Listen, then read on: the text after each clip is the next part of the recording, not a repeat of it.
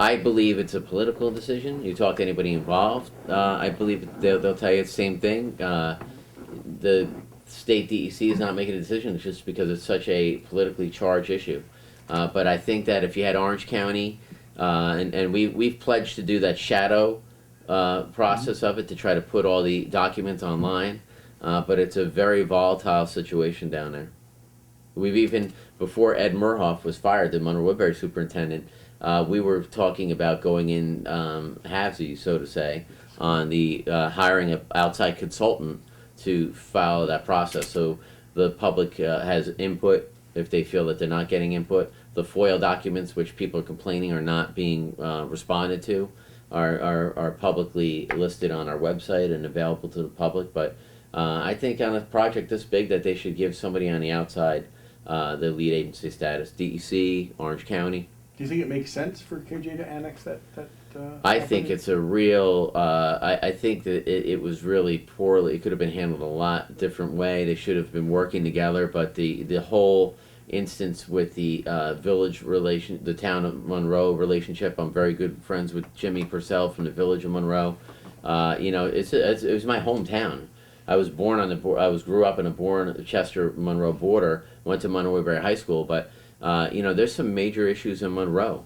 You know, you go down, and I had Barry Cheney, the new legislator from the village of Warwick. You compare the village of Warwick to the village of Monroe. Village of Warwick, you can't find a place to rent or buy to open a shop. Monroe has a lot of for sale or for lease signs. That's not healthy.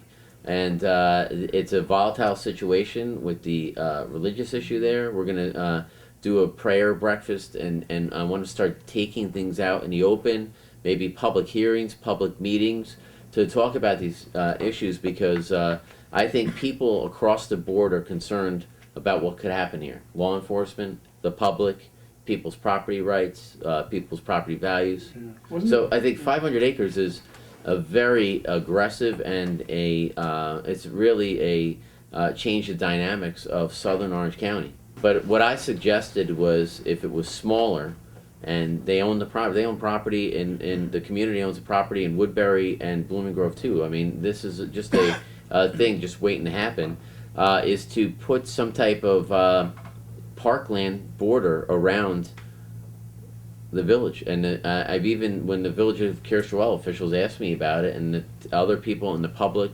Save Monroe, United Monroe, all these different people that are out there, if some type of agreement was made where you have a border so people don't have to worry about future encroachments and things like that, and if it's palatable, something at the end of the day, the property is owned by Kershaw, and something's got to happen. So this ignoring or the pause button that was pushed on this right now just to get through probably the election season because it's so politically charged, at the end of the day, something's going to happen there. Right.